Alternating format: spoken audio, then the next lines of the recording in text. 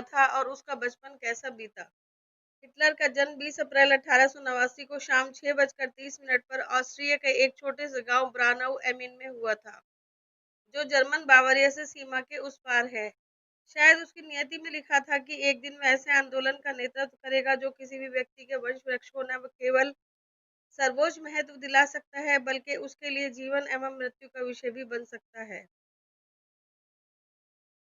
हालांकि उसका अपना वंश वृक्ष काफी उलझा हुआ था और उसके लिए आजीवन लज्जा एवं चिंता का विषय बना रहा।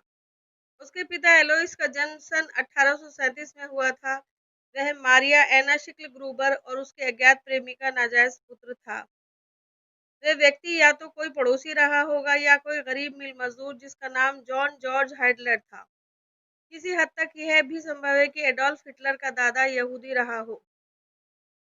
मारिया शिक्ल ग्रूबर को फ्रैंकिन बर्गर नाम के एक धनी यहूदी परिवार में खाना बनाने का काम मिल गया था। ऐसा संदेह कि उस परिवार के 19 वर्षीय पुत्र ने उसे गर्भवती बनाया और एलोइस के जन्म के बाद वह उसे बराबर पैसा भेजता रहता था। एडोल्फ हिटलर कभी नहीं जान पाया कि उसका दादा कौन था। उसे बस यह पता था कि जब उसका पिता करीब 5 साल का था, मारिया शिक्ल ग्रूबर ने जॉन जॉर्ज हाइडलर से विवाह कर लिया। विवाहित जीवन के केवल 5 बसंत देखने के बाद उसकी मृत्यु हो गई। उसके बाद एलोइस अपने अंकल के पास रहने चला गया, जिसके पास एक छोटा सा खेत था।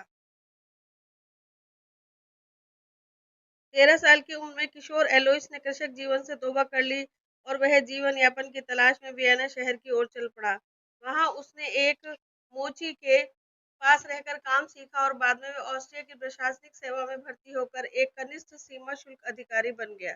उसने सिविल कर्मचारी के रूप में काफी मेहनत की और आखिरकार एक सुपरवाइजर बन गया। वर्ष 1875 तक उसने वरिष्ठ सहायक निरीक्षक का दर्जा हासिल कर लिया था, जो अल्प औपचारिक शिक्षा प्राप्त कर एक गरीब किसान युवक के लिए बड़ी उपलब्धि थी। उस समय एक ऐसी घटना घटी जिसके कारण उसे भावी जीवन में बड़ी उलझनों का सामना करना पड़ा।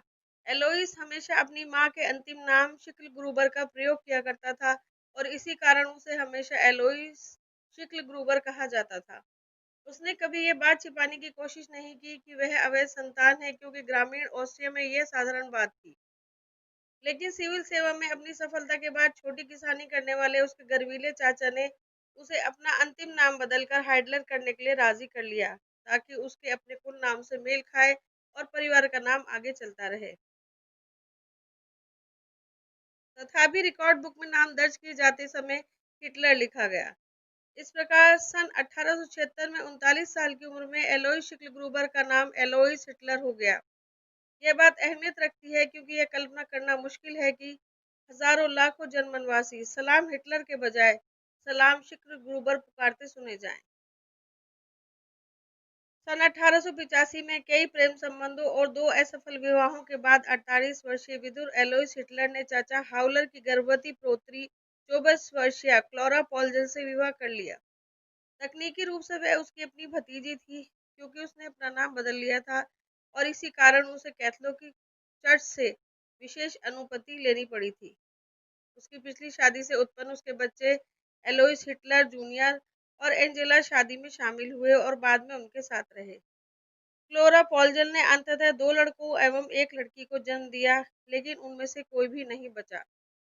20 अप्रैल 1889 को उसकी चौथी संतान एडोल्फ का जन्म हुआ। वह एक तंदुरुस्त बच्चा था और उसका नामकरण संस्कार एक रोमन कैथोलिक के रूप में किया गया। उस समय हिटलर के पिता की उम्र 52 साल थी। उसके बचपन के दौरान छोटे एडोल्फ की मां को हर समय उसके जीवन की चिंता लगी रहती थी, इसलिए वह उसका बहुत ध्यान रखती थी और हरदम अपना प्यार उस पर उड़ेलती रहती थी।